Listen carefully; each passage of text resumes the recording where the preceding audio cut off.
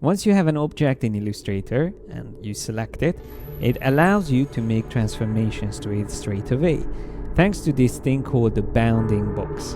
Now, you have to make sure under the view menu you have it turned on. You will find it here in the middle, and if it says hide bounding box, that means it's already visible. So coming back here, I can show you that each of these corner points can be selected to change the size of this shape. So I can very quickly resize it and make amends to it, as you can see. What you can also do is to hold down the shift key to keep the proportions. That's a way to constrain the proportions. And going further away from a corner point, you can also start rotating the shape. If you hold down shift while rotating, it will keep the rotation 45 degrees increments. So you can very quickly turn it upside down or to its side, and so on and so forth. You can of course also drag side points to make changes to the size of the object. And in a Creative Cloud version, you will have these little corner widgets with which you can drag them closer to the center to add corner radius on the object. So you can make all the corners rounded or turn them back again into sharp corners. Now remember, if you use the white arrow tool and select a specific individual corner, you can also just use the corner radius there instead of using it on all the other corners. These are called corner widgets, and once again, you can make sure that they are visible by going to the view menu. Here you will find the corner widget option. Don't forget, it's only available in Creative Cloud. Unfortunately, in previous versions, to edit corners was a little bit more difficult, not as convenient as with the corner widgets. For rotation, there's also another technique. You can switch to the rotation tool, rotate tool, and with this you can also decide where you want this object to turn around. So instead of its center point, you can specify a point even outside of the shape, and when you are dragging the object, it will move around that center point. So whenever you want to reposition that center point, just drag it over another area, and then it will rotate the object around that point. There is a panel which is very useful whenever you make transformations to object. It's called Transform panel, surprisingly. And in Creative Cloud, there's a lot of additional options here again, like the angle of the object is actually saved, and I can always reset it back to the default value. I can also see the corner radius here. Again, I can always set that back to 0 millimeters, so very quickly goes back to the default rectangle without any rotation on it.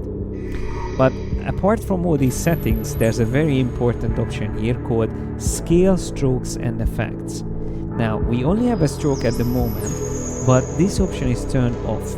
By default, this might be turned on in your computer. Most likely it will be on, and let me show you what that means. When that option is off and you make changes to an object, the scale or the size of the stroke will always be the same, no matter how big the object. So obviously when the object is small, the stroke looks much bigger because it just remembers that it needs to be 5-point size. And I make the object bigger, still the stroke is going to maintain 5-point as the stroke size. So let's just make it smaller, around that size, and turn on the scale strokes and effects here in the transform panel. Now if I make it bigger, notice what will happen, that the stroke size will keep the size in relation to the object, and it will increase it accordingly. So now the stroke size is around 20 points. Same way I increase it up, if I make it smaller again, it will also go down in size. So the stroke width is going to follow the changes to the size of the object. And same applies to scaling corners.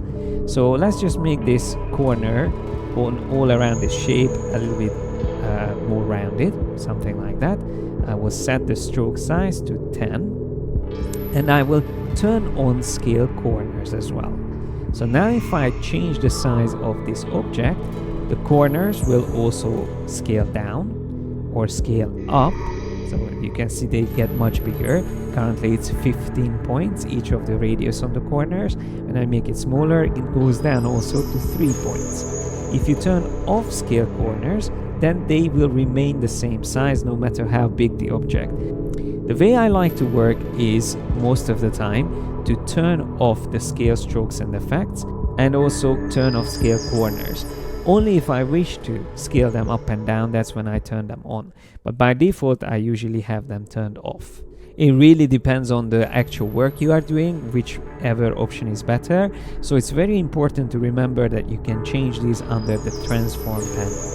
Now, if you can't see these options at the bottom, you might need to click on the panel menu and choose show options. But by the way, from this drop down, you can also find the scale strokes and effects feature. So you can even turn it on here. And apart from all the options that we went through, of course, you can also change the size of the object here. So you have the W and H values, plus you also have the coordinates where this object is currently in the document. Now, that's another important feature, especially together with the reference points of the object. Currently it's set to the center point, but let's just change the reference point to the top left corner. Once I choose that, I can actually see the X and Y coordinate values of that. So if I change these to 0, both of them, then the object is going to be placed where the original 0 point of this artboard was. To see exactly how that works, you should turn on another option, which I prefer to keep on all the time. It's called rulers. This is under the view menu, rulers, show rulers, but Command or Control R is the shortcut for it. And once that's turned on, you will see a horizontal and vertical ruler on the document window, which will always show you exactly where the 0 point is. Now, if you want, you can click here in the intersection of these two rulers and drag it over where you wish to use the 0 point. So if the top left corner you want to set for 0 point, you can just drag it there. And then once again, if I have this object selected and I come to the transform panel, I can always set it up accordingly. So I can choose X, 0, and now it's going to be set exactly to the top left corner of the artboard. I will talk more about rulers and guides later, and also how to work very precisely in Illustrator whenever you need to. But for now, just remember the transform panel and these few features that we went through, making these basic transformations. In the next video, we will have a look at how to combine shapes by using two different methods, and we will also learn what is a compound path.